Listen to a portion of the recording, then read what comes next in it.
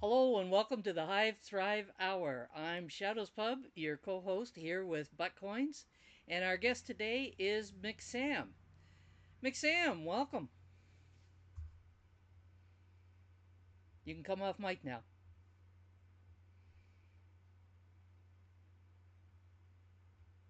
Welcome. How are you today? Oh, you had your voice there a minute ago. Thank you very much. There Thank we you so go. much. No, stay off mic. We're going to talk.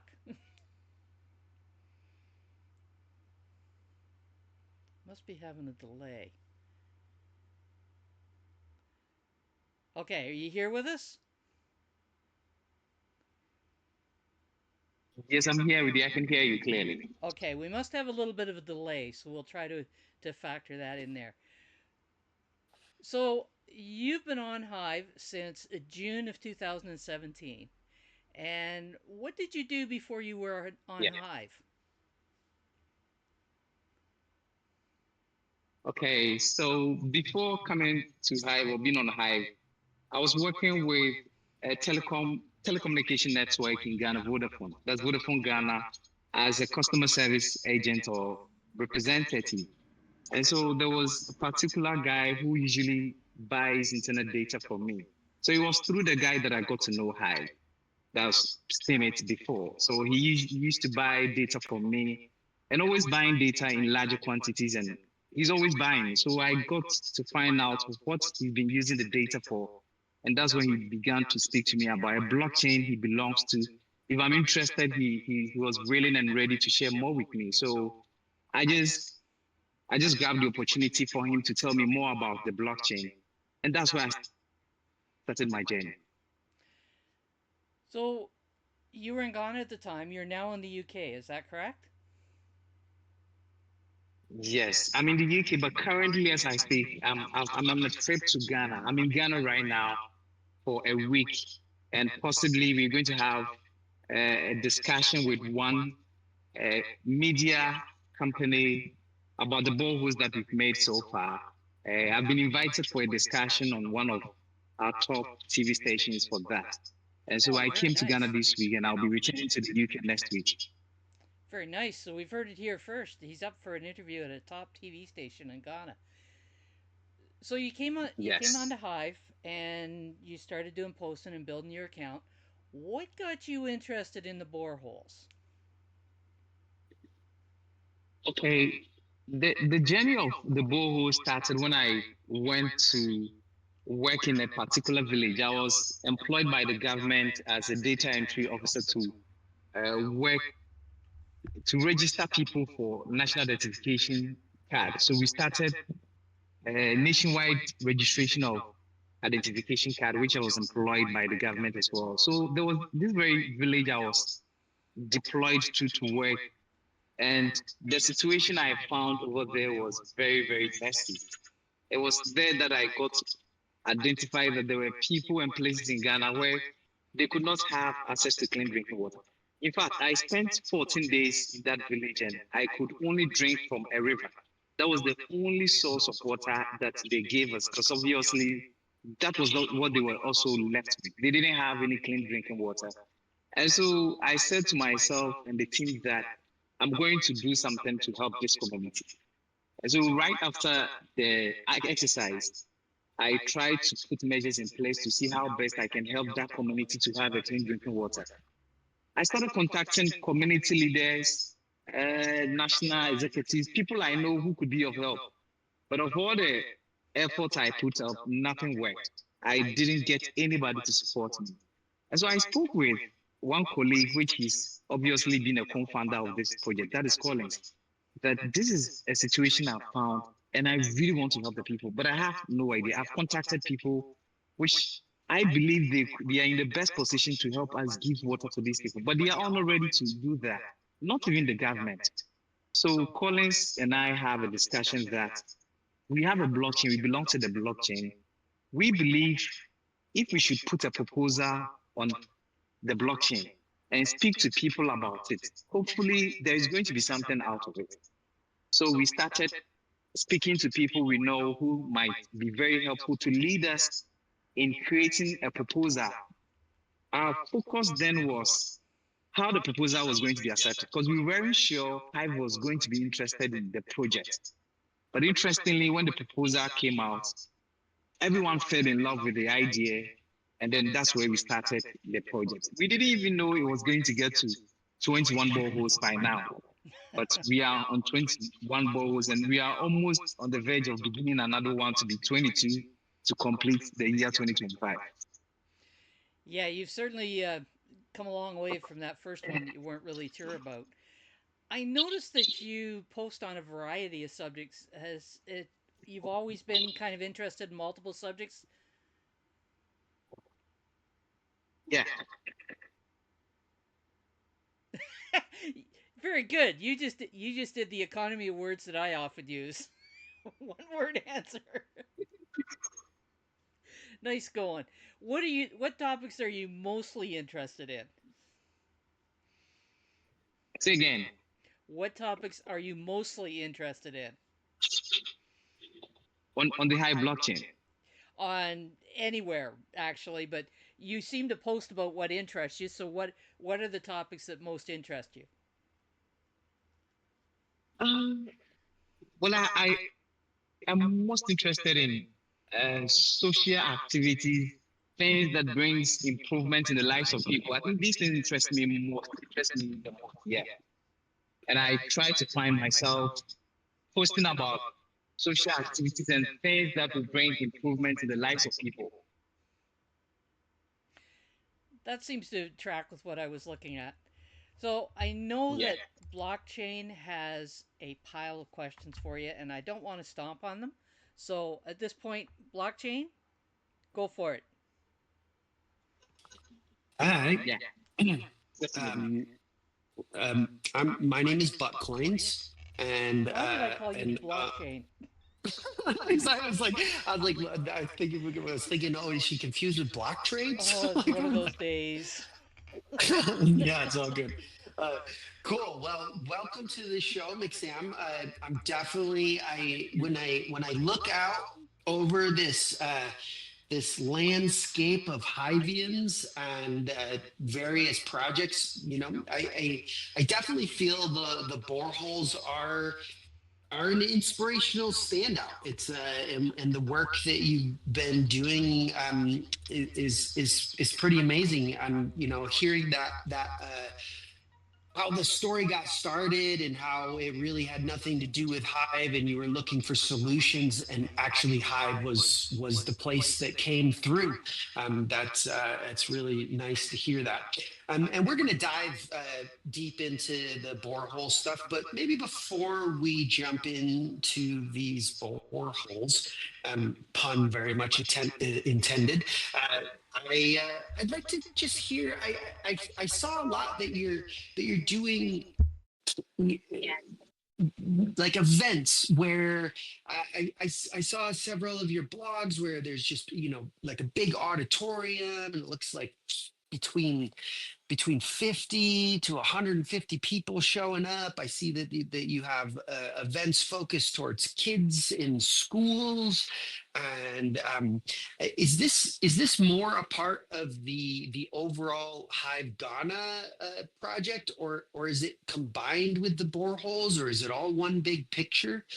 Maybe you could talk to us a little bit about the outreach that you're doing in the real world. Okay. Thanks so much for that. So the borehole projects obviously have been in the know. Ghana media or the media in Ghana have done a great job to help us make it known to almost everyone in Ghana. So what happens is during every borehole launch, the media tries to get involved because they seem to be amazed about what we have used technology to do. And so leaders and chiefs who are interested in some of these projects connect with us when we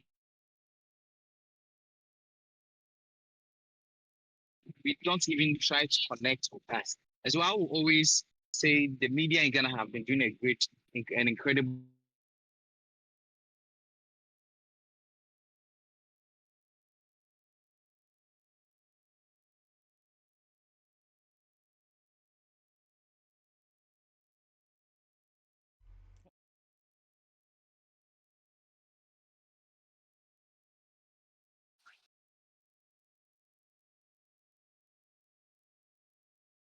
I, or after finding the blockchain, I came to a realization that over the years I've just been wasting time because all the times I've spent on Web2 platforms were useless.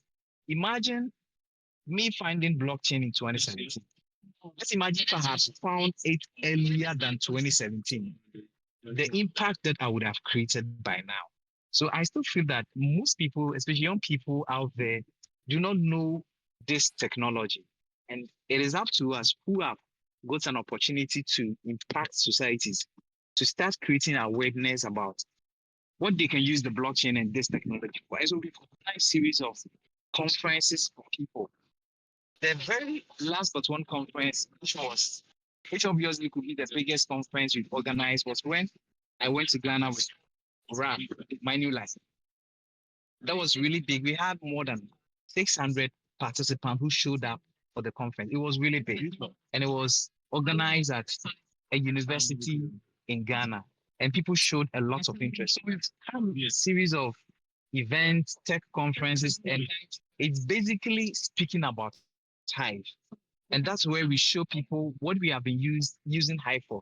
Because I feel like, fine, we want to talk to people about the blockchain, but there should be something to talk about which will get people convinced. And if people are able to see that, hey, we didn't have anything, but we have used just a technology to feed people with these things, then it tells more about how powerful that technology is. People are able to see that indeed we are not just talking to them about any social platform, but we are talking about a platform that we have been able to supply water for people. We have given free educational materials to students in school. We have organized health activities, and we did everything with that blockchain that we want to talk about. And so we use the whole project and other things we have done to let the youth know about blockchain, Hive, and what they can do if they should also get involved. They can even do bigger than what we have achieved if they are serious with this technology. Nice. So it's true, we've had series of events in the name of the project. So let's let's talk a little bit about this event that you had 600 people come to, and Rob flew in. Just so that we have clarity. The This event that 600 people came to, this was specific about the boreholes, or it was a broader event about blockchain in general. It was basically about blockchain in general, and the focus was on Hive. The focus was on Hive, but of course, we use that platform to demonstrate to people what we have used Hive for, what Hive is capable of doing in the lives of people. And whenever I get any opportunity, my focus has always been social impacts of Hive. I try to let people know the power of Hive in the lives of people socially. Of course, there are several other areas where blockchain has brought much improvement, but my focus has always been social impact and what I have been able to use Hive for. So if people should get involved, the business side of it, the investment aspect of it, there are a whole lot of things that they can use the blockchain for. What I am demonstrating to them is just a fraction of the power of the blockchain. So it was a general Nice. blockchain conference which was focused on Hive. All right. So it's I'm super curious. 600 people is a ton of people. How did you Yeah. get 600 people to come sit in an auditorium and listen about technology and crypto? How did that even happen? It was really tough. A lot of hard work went into that, which I would also applaud Raf. Raf did a very good job. At a point, it was really tough for him, the coverage and all that, because it looks like a lot of people and were confused where to start. And he even told me he didn't know how big this was going to be. So, because he thought it was just a small number of people that he was going to take coverage. But he was excited to see that huge number of people. So we started for like 4 months into the planning, where we got a lot of people.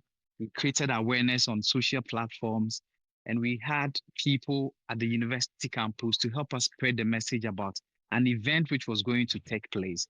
Raf coming was basically to help me go through all the boreholes we had done so far at that time.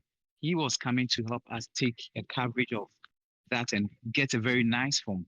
but we wanted to also use the opportunity to get students and young people informed about the blockchain.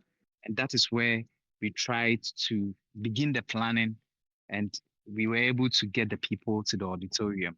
So it was basically the groundwork that was made on campus. I had guys over there who got involved in this, and we also employed advertisements on other media platforms. And of course, these media houses who have been involved in our borehole launches were also informed. So they also sat on their radios and TV and began to talk about the blockchain that they've seen helping people are organizing events, which will definitely help the young people if they should attend. It was really a nice meeting that we had. Nice. And just for the audience here, and why don't we what was this event called, and what was the date that it happened? And then maybe when you say those things, then you could talk about like what was the after effect? Was this an onboarding event where a lot of people were onboarded, or was this more like a discussion where they could join later if they so choose? So let us know the name of the event and the date, and then give us a little bit of the feedback of the after effect. And so event happened somewhere in March this year, 2025. It happened in March, and we were able to onboard more than 150 people, young people, students who were on campus. Our target audience were students who are into technology, who are doing courses that are tech related. And so we enter into the department of the information technology of the university, which is Kwame Nkrumah University of Science and Technology, because we felt like there's been an issue in Ghana here and most of African countries when it comes to familiarizing yourself with technology. Few people are able to operate and interact very well with computers. Fine, there are lots of people who are really good as well. Internet has been a problem in Ghana and Africa. It's expensive, and that deters young people from getting involved in internet related activities. But for those students who are more focused on having courses that are tech related, we feel like they will be easy to embrace the opportunity. They wouldn't have problems relating to technology and blockchain and all that. And indeed, it worked for us.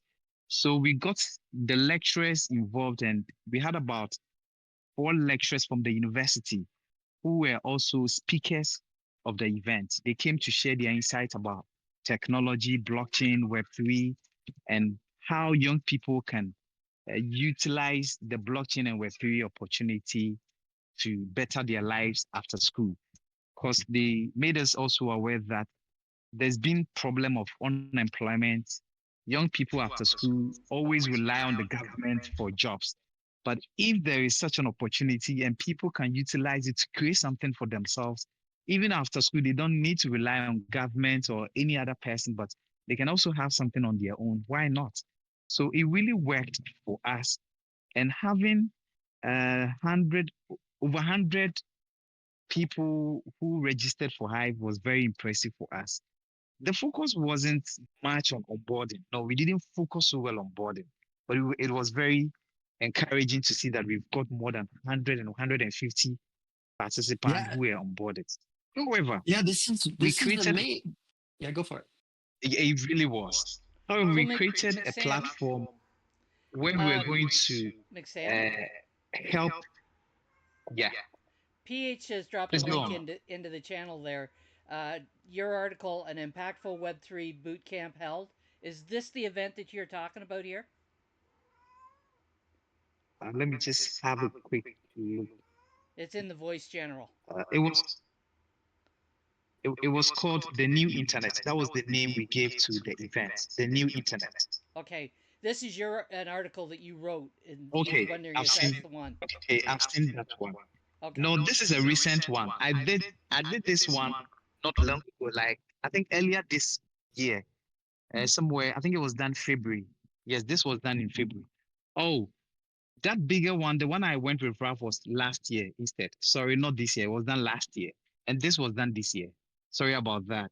That one was last year. Yeah, that was March 2024, not this year. And this Well, was done this year.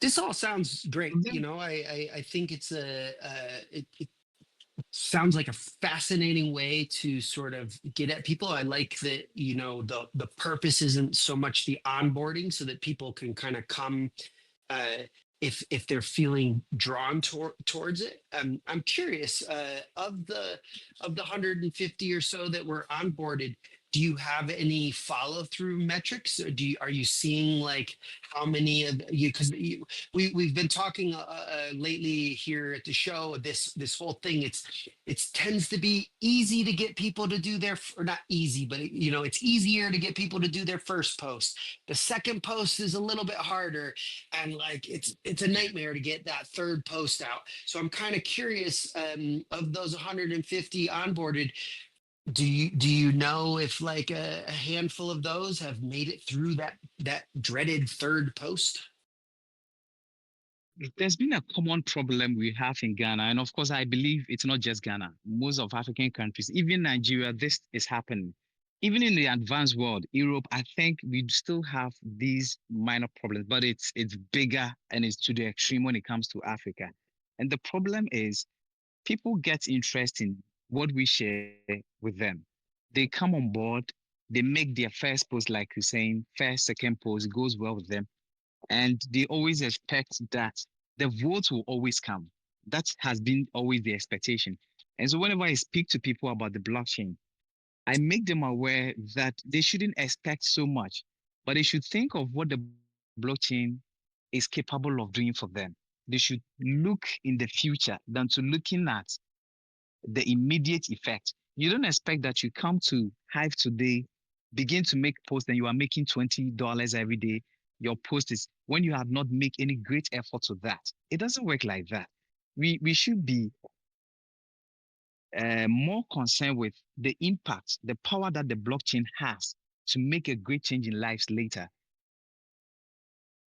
I think there's more to that than seeing yourself. And that has been a problem for the people we have onboarded is internet. In fact, internet is a major problem here. There is internet connection, very strong one, but they seem to be very expensive. And so let's have this scenario. If a young person is in school, and we know how poverty is engulfed with lots of African countries, you are being fed by you are fed by your parents. You don't work, and it becomes very difficult to even get $1 to purchase internet data. So these things affect the operation of these people we bring on the blockchain. There are a few who are always willing to work harder, always stay active, but because of internet connectivity, they are less active on the blockchain, which we totally understand. But I always say and advise them, if you can get internet and stay on Facebook, if you can sit on your phone and be updating your WhatsApp status, if you can be watching YouTube videos, you can be on TikTok, then what prevents you from being on Hive, where you can even get something to replace the internet that you bought? After Facebook, you don't get anything. You spend data on other platforms where you don't get rewarded for the things you do. But if you can do all these things on other Web2 platforms, then equally you can do that on a platform that rewards you for every single thing that you do. So it has been an encouragement for these young people, and those who are willing and have seen the vision have always stayed online. I am proud that with that event, we have more than 40 people, which I know they make posts every day. In fact, after the event, we created a common platform where we were going to coach them, give them tips on how to post, and so they don't infringe on certain things. They don't post badly on Hive. So more than or having about 40 participants from that event who are still active and posting every day. I think we should be proud of ourselves that we've done a great job. Though we have Oh more than yeah. 150 people signing up, but at least having 40 now is You know, very significant. we've seen, a lot of us have seen the retention numbers, and the truth is 150 to 40, that would be considered pretty solid retention in Hive history. So yeah, that's a great number there. And I just want to drill into this thing that you talked about, because for sure it would be an African problem, but I think it's the world over. This okay, you somebody's interested, they join, they make their first post, they maybe make a bit better earning on that first post because of the, either the way that they were onboarded, or there was whatever attention was there to allow that first post to be rewarded a bit better. Then they go and they make their second post, and their second post isn't rewarded, and then we lose them. This is happening whether you're American, Filipino, Yeah. from Brazil. It doesn't Yeah. really matter. That same story is happening. It's something we're all kind of in the game to solve. And I will say, before we move on, there's a lot of new potential things that are burbling up. There's this Pioneer account that is starting to follow people who are brought on board by trusted sources. And I think some of these pieces of the puzzle to aid in this retention moment for during that initial incubation phase of new people coming on to us, and when we know that they've been onboarded from trusted sources, seems like we're at the edge of solving some of these and having a few solutions that maybe will aid, so that your next big onboarding thing that gets 150 people to sign up, that maybe we push that number up to 75 people are retained. But I would say you should be proud that 40 people are commenting daily. Is there any way to distinguish, I'll ask you before we move on, is there any way to distinguish the people that were onboarded at your event? So if anybody in the show wants to go and send some love to somebody who was onboarded through this event, is there any way to distinguish those users? Yes, we can easily do that. Currently, what we have a track of all these about 40 people who are still active. We have track of them, and we've created a general platform for them.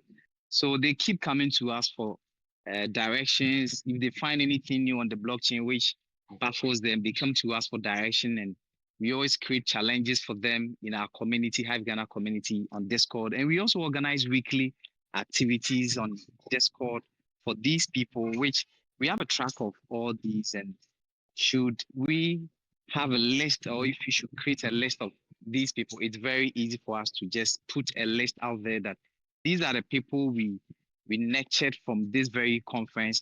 If we have a list for each conference we have organized, there is that data. We have a data for every conference and the people we onboarded. And out of that, we have been able to fish out those who are still active, which we also try to get support for them. Because we believe if they have the needed support, it will give them the motivation to keep doing more. And this is where I would also want to congratulate people like Stakers and they call me Dan, who have been very helpful and supportive in helping us to ensure that these people are getting the support they need every time. Nice. Yeah, that's we're still in the process of solving it, but I'll just mention an idea that has been being floated around. But so imagine for if every event that you do that you onboarded people, if you created an account that followed the people onboarding, and then that account automatically reblogged any post made by anybody in that. Then someone could just follow that account, and they would know that any reblog on that account would show that this person was onboarded via this event. And so the name of the profile would be the name of the event, and then anybody could follow that and see, like, okay, any reblog on here is something. This is just, look, we're in very, very much like dirty solutions, trying to find these sleeker solutions, but this is something that we've been talking about, so we don't lose track of these people, and so that anybody and everybody that wants to support can figure out ways to jump in. But yeah, this is great, McSamm. Let's keep going. I think we could probably talk forever about boreholes, and we are already halfway into the show. So let's dig into these boreholes literally. So, you know what Yeah. I would love to hear is I would love to hear your story of, so imagine, imagine all of the hardship you had in that first borehole, all the logistics, all the things that you had to solve and make happen, and you weren't even sure if it was even gonna like come through, but you did it and you made it. And now I want you to think about your 21st borehole that's just happening. And I want you to give us a little bit of a comparison. Walk us through the hardships a little bit of that first one, and then explain to us like what was learned and how the process has gotten sleeker and easier and more efficient, and compare your first borehole to your 21st borehole and what the difference is for you and how it feels for you. So yeah, let us know. Paint that picture. Eh, Yeah, you're right about that. It's easier now than before. Beginning the first book was very horrible. In fact, I went through a lot, and because it was my first time, so with time, I think I've got to learn a lot, and the experience looks better than before. This very 21st borehole was very easy and very smooth because from the second, third onwards, I think we were able to design a structure to work with everyone that we needed on the project. So from the first borehole, or from first to second, we were changing the workers just like that. And each worker was not giving us the best of or what we needed because they always come with different price. The pricing was very horrible for us, which we weren't excited about. But from the third to the fourth one, we were able to uh, figure out a plan. And that is where we have some vendors that we always work with. We don't change vendors anymore. Now, even in our absence, we just have to place a phone call to this very vendor, this drilling firm, because we've worked with them for a good number of time. And so I think what has really helped now is we've been able to keep certain vendors and companies that we work with. Unlike when we started, when we did not know who to go to and how to start everything, we now have specific people that we work with. So whenever we are ready for a new project, we just need to make a contact with them. Another thing that I think has really helped in making things easier as we move on is trying to secure uh, kind of making insurance policies on some of the things that we use on the project. Something like the pump that is being installed. So we try to get some kind of insurance on them. And I think it has really helped us. And some companies that we also purchase these items from have also been able to give us some sort of discount on the things we need, knowing that we will always come to them. So we try not to change certain people. And this company, knowing that we are not going to change them and always work with them, they always try to also give us discounts and try to give us some sort of insurance. Should there be any damage or any breakdown of anything they are giving us, they are also going to cover us for all those things, which we have on paper. We have documented everything with them. And I think it has made things very easy and very fast for us, which I think going on, we really don't have that problem which we started earlier on. Great. I don't know if that I'm answers your question. No, that's a really solid start. It enables us to see that, one of the big pieces is just knowing the parts, knowing the people that can provide the various parts to make And it another happen, whether thing, it's the drilling let, company. let me add Go this. for it. Go for it. Yeah, and another thing I think I'm really happy about is I wish all the people we are working with could be in the same position. That would have been the best for us.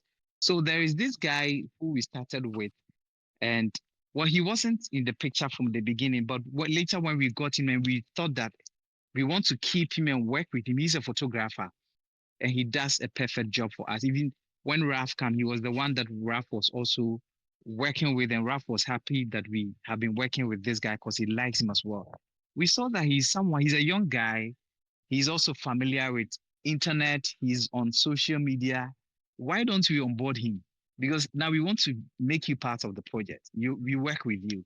So we onboarded him and ensured that because you are with us and you know how the blockchain works, why not pay you in HBD whenever we need your service? We don't need to pay you in Ghana cedis.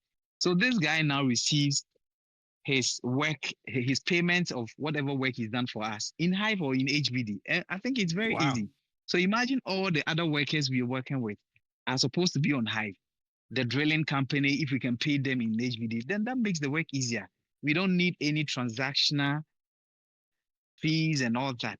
Because apart from this guy, the rest of the workers, we need to exchange the token and then bring it back to local currency, which is Ghana cedi. Then, of course, sending them these funds comes with deductions. But if we should send you a direct Hive or HBD, there is no deduction. You just receive your token. And so far, he's the only person, the photographer or the video guy is the only person who receives his money in Hive or HBD. And there's another guy who's not part of our team now. He produces t-shirts for us. So whenever we need an event or we're going for an event and we need t-shirt printing and stuff, when we want to print some mesh, we also pay him in HPD or Hive, but his is just for mesh printing. He's also on the blockchain. We found him sometime and we also onboarded him. So we'll be very happy if lots of young people that who work for us would all be onboarded so that we can pay people in HPD. After all, someday they could also stand somewhere and say, hey, I'm on Hive. I get paid for a service that I render. I print t-shirts and I get paid. He can also introduce people to Hive and then print shirts for people on Hive. And they can also pay him in HVD or Hive, which makes the work much easier. Yeah, that sounds great. I mean, we want to be using and cycling this economy for sure. So I'm loving the sound of that. I'm curious, what was can we get a little comparison? Your say your average price of your first few boreholes versus the what a borehole is costing now that you're deeper into it. What are the differences in the prices? Like how much was some of the first boreholes that you made, and how much are the current boreholes coming out at? Each time price keeps going up, but we try to negotiate with our suppliers because they know that we would always come to them whenever we need more or there's going to be more boreholes, and that works for us. What would have really helped, which it's also kind of be difficult, is if we get funds in bulk. Let's say funds of 5 boreholes, we get that in bulk. With that, we can easily purchase a lot of items and keep them safe and use them anytime that we are ready. But each time prices of commodities keep going up in Ghana, they keep increasing prices, which also affect us. But like I said, we try to negotiate with our suppliers, which they are also okay to try to maintain some of the items. But of course, a price of an item which was bought 2022 cannot be given to us same price now. So there seems to be some kind of difference, but it's not so huge. And it's simply because we have established a good relationship with our suppliers, which they also understand and they are always on the look to help us reduce cost for us. The first borehole, I remember, cost us around $5,000 to $6,000. That was HPD. That was how much we spent on the borehole for the first one. Then from the first, second, I think from the third upwards, it increased a bit to 7 to 8,000. And with the last 4 boreholes we've had, we are almost at 9,000. Almost not there yet, but we are almost at 9,000. So So nine it's thousand a if borehole is the current cost, approximately. yes. So if you should ask me how much do we spend on a borehole now, I would say approximately 9,000 is okay to cater for almost every activity that goes on around this project. And it's not just about just the digging and the construction. There are a lot that goes on around, which we have designed a nice budget proposal to cater for all these things. How big is the area? that we're talking in Ghana? Are all of these, give us a little bit of a geographic understanding. The towns and the villages where you're putting these boreholes, are they generally close to each other, or are we talking this project is spreading out over all of Ghana, or are we in a same region of Ghana? Currently, they are distributed among two regions in Ghana. And one is Ashanti region. Of course, that is where I started the project from. And most of the projects here, or most of the projects are in Ashanti region. We have about six in the northern part of Ghana. And it's the region where water is the most scarce. In fact, it's very tough to get water in that region. And so drillers or the drilling companies really don't want to work over there. For those the companies we work with over there, and even other people who helped us construct those boreholes, had to make sure they charge extra funds because it's very hard working in those areas. But in Ashanti region, it's not as difficult as those areas. But the aim is we want to ensure the boreholes are distributed among all the 16 regions in Ghana. With that, it becomes very easy when you're talking about Hive. It wouldn't be like Hive is predominant in Ashanti region. No. Now, Hive is known in Accra, which is the capital of Ghana. It is known in Ashanti region and is also known in the northern part of Ghana because of this project that we have had. Now, when you come to Ashanti region, uh, communities that have benefited from the project are communities that they have population of about 1,500 to 2,000 to 3,000 inhabitants. I think the biggest community we've had with the largest number of people is around 3,000 people in that village. It's really huge. And that And and we and tried. does the water provided from one borehole is does it give enough water for 2 to 3,000 people, or what is the how much how many population number, what would be the population number that you would expect to be able to be served by one borehole? For a single borehole, I expect that it shouldn't feed more than 1,000 people a day because it puts a lot of pressure on the device. It wouldn't, according to what uh, inscription and discussion that we have with the drilling companies, these are the things they advise us and the directions they give us. It is okay to still feed more than 1,000 people a day. But in that situation, the people would have to spend more money. They will spend a lot if the borehole is always on the run because it's being powered with electricity. And in the same community that is taking care of the cost of the electricity that is coming out of the borehole. So each time the the the project is switched on, it uses electricity, and the bills that come out of it is the cost of the community. So usually we have an agreement before we hand over everything.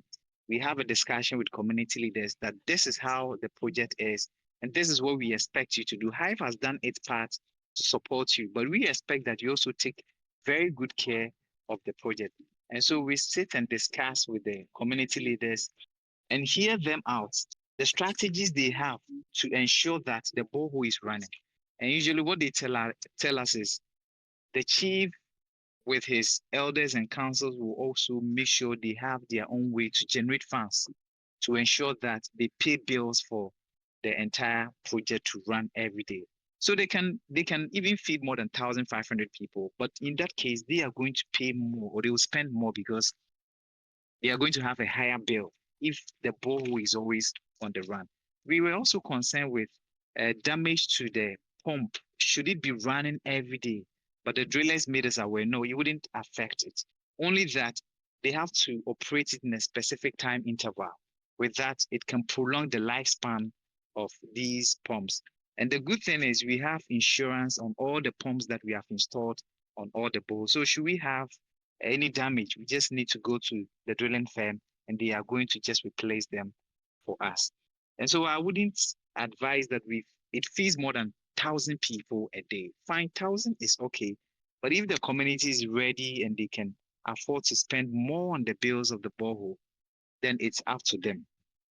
Yeah, Well, so we that's have this community amazing. which is 5,000. Um, I mean, what if I just, quick napkin math, if we use these approximate numbers, if there's 21 boreholes, that means potentially 21,000 people or more are being positively affected by these Hive boreholes, which is it's a powerful thing.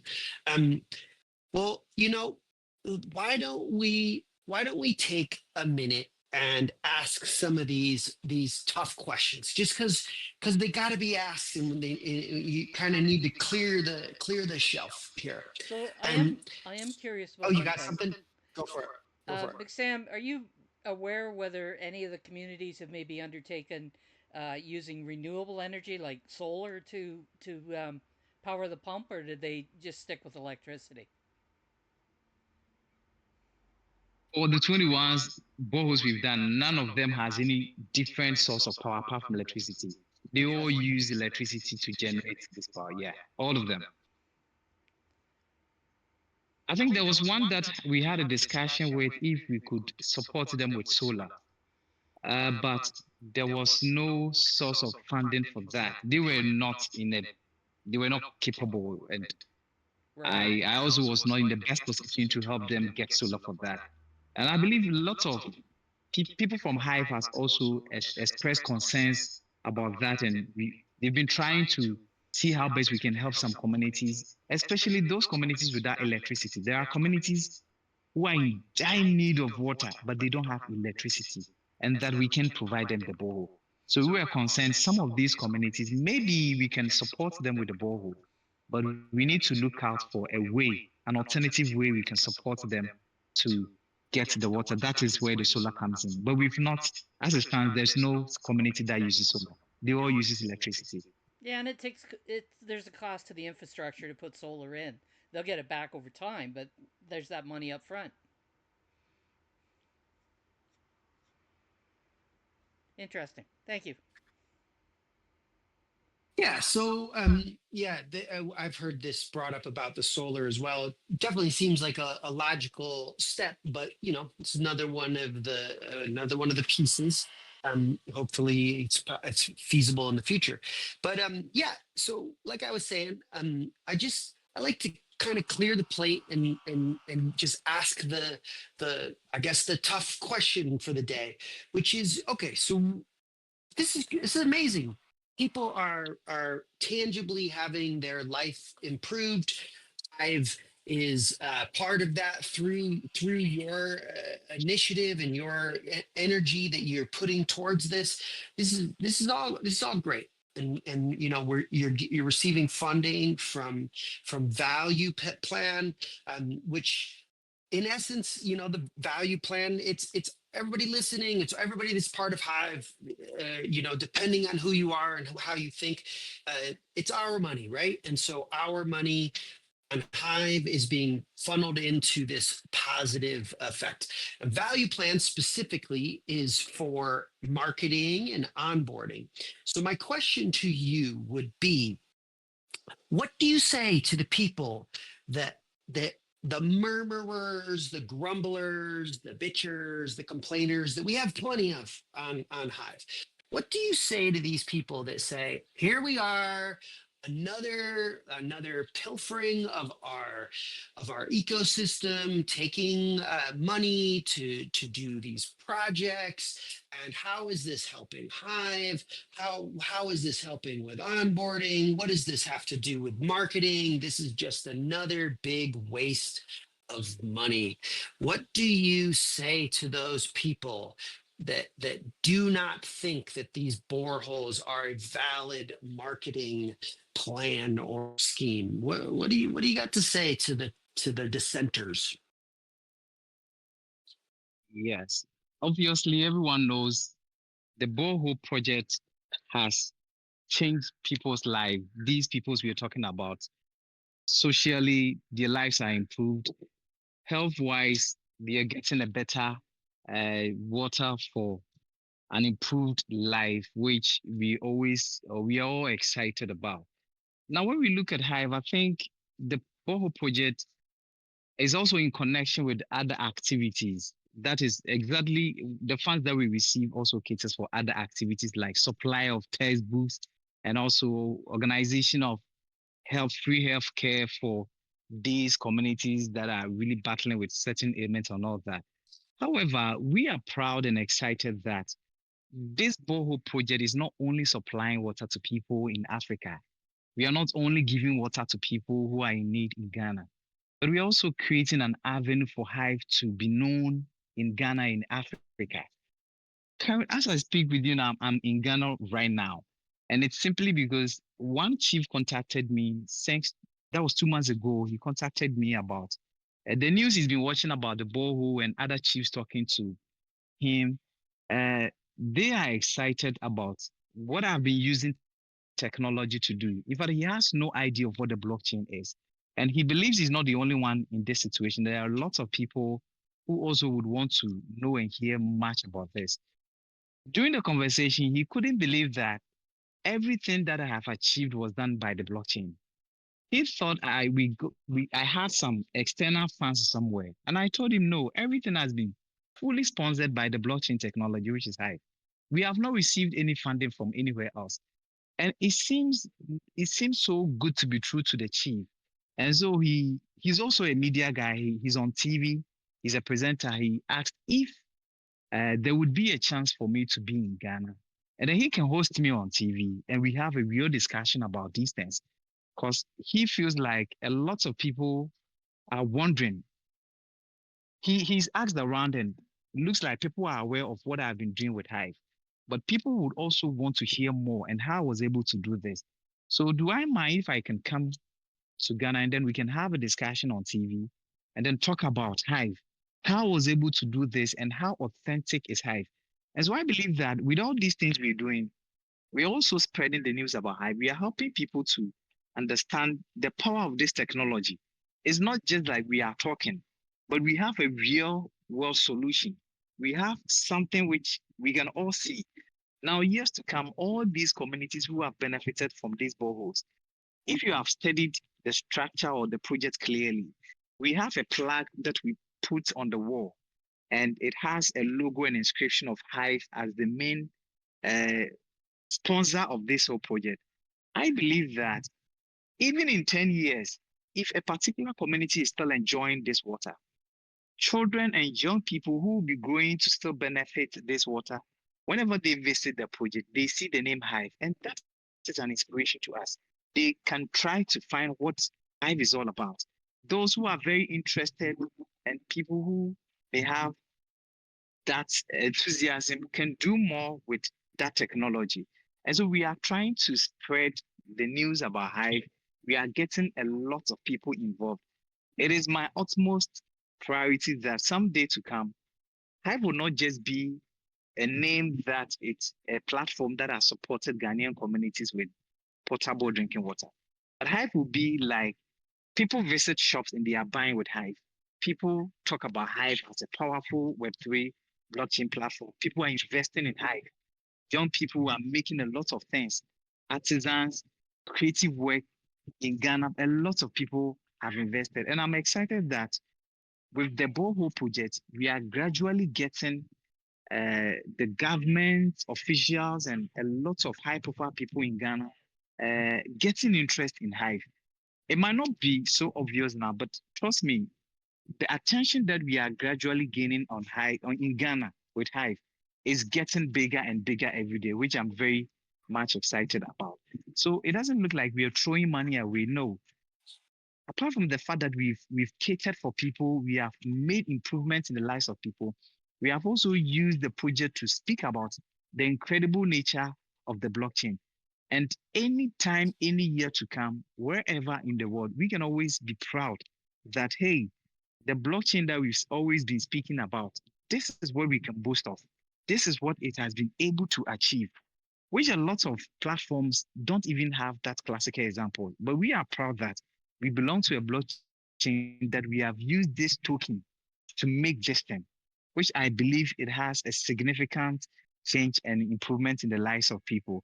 And we cannot also forgo or overlook the fact that we have onboarded a lot of people, which we don't know the future of these people and the people they can also bring on board. So we are not much focused on onboarding, but of course we cannot take onboarding out of this project. Yeah, I concur. I think for me, when I look out at the when I look out at what's going on around Hive using and what, oh, are we talking over need each to other? be organized. Can you hear me?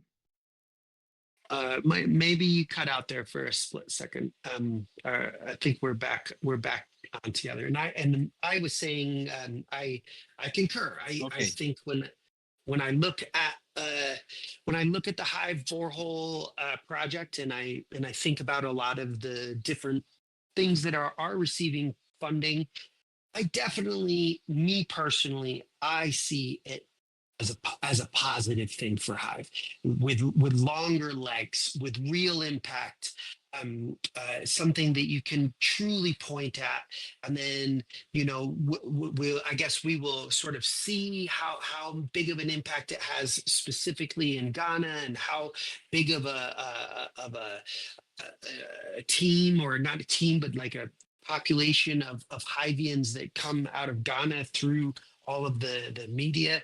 I mean, that will sort of be seen, but just as something positive to point at, there's no doubt that the boreholes are helping people. And so I definitely see this as a worthy endeavor of the value plan. So I'm personally glad that they are supporting it. And McSamm, we are kind of tying into the end of this discussion. Um, I'm feeling really good about how things have gone. I'm curious. Shadows Pub? Do you have any more things that you want to tease out of this conversation? I'm assuming that the Hive borehole project has a DHF, or is it running under another program?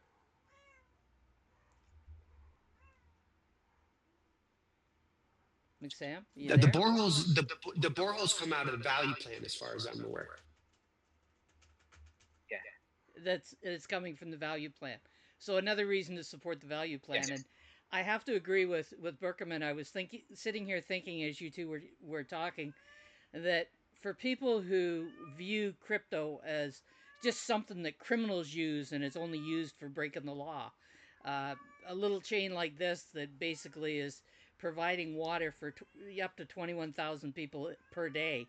Uh, there's nothing criminal about that.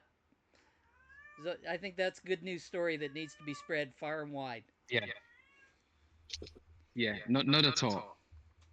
I don't know if I was able to mention very well of my reason in Ghana right now, where I mentioned that I was invited by one chief and we're going to be on TV to talk more about how I was able to do this.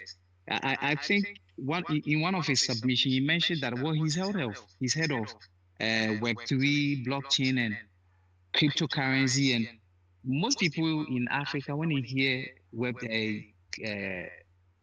cryptocurrency, they always think it's scam, is something bad, but he's surprised that it's not what people think. And with that, it's very important that we come on TV, we talk to people to let them know when they hear about cryptocurrency, it's not something bad as people perceive or people know of it.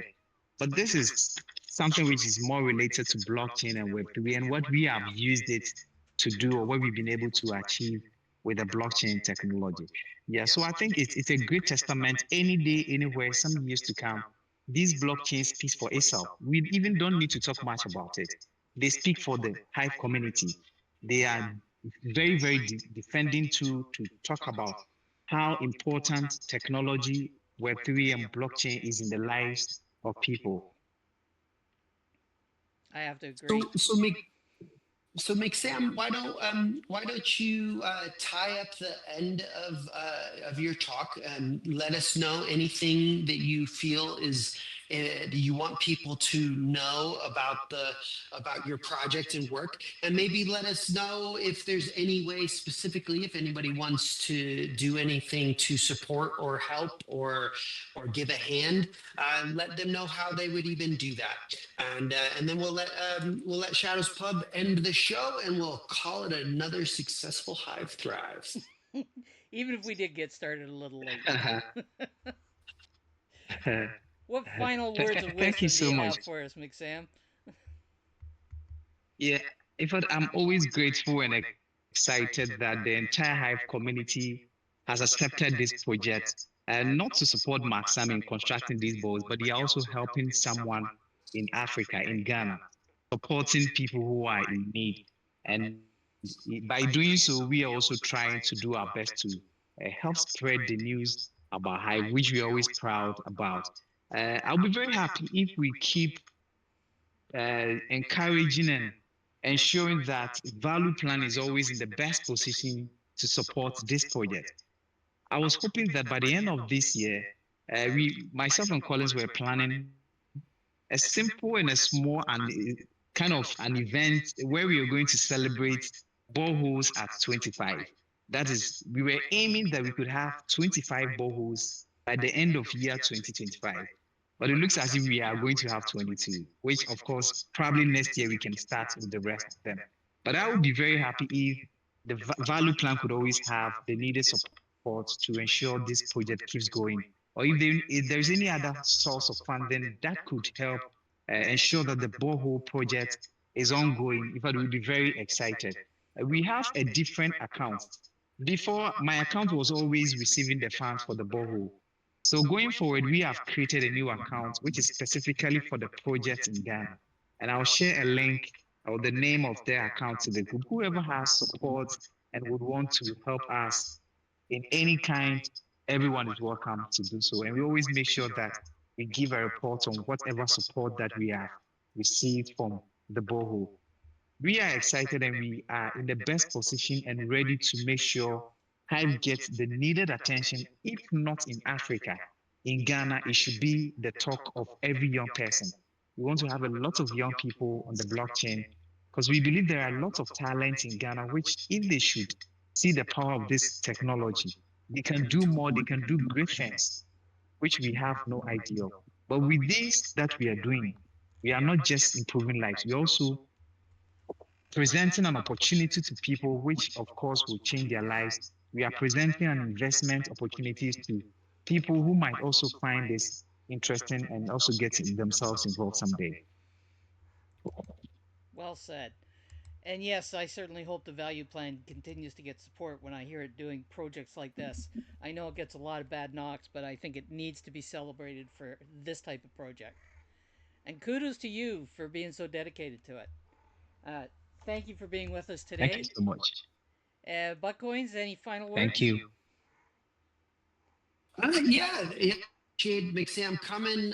I love it. Love having another great discussion here about cool things that are helping Hive to thrive. And yeah, I guess I'll mention next week's show. We have Disregard Fiat, and I believe Mark Giles is also going to be joining, and they're going to come on and talk about Speak Network and Lux and all of the fancy deving that they have been doing. Should be an interesting show. Disregard is often up to multiple things at the same time.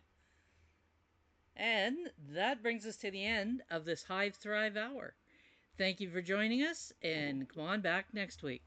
Thank you so much.